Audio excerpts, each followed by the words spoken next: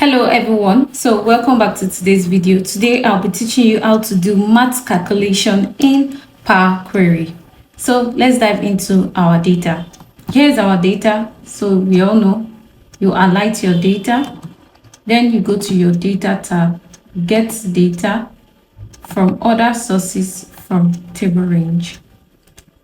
Yes, you're going to click on yes, my table has an header. So it's loading into the PowerQuery editor. Now we can see our data. This is our data. So we have revenue and cost, and we want to calculate our profits. We all know revenue minus cost will give us the profit.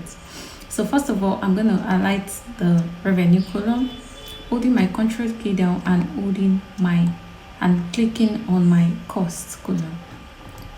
So next, I'm going to go to add column, then you see standard.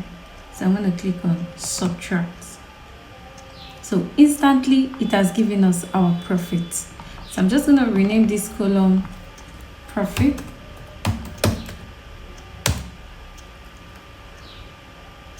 And I can drag it just directly after the column. And that's it. So I'm just going to go to my home, close and load it back into my Excel.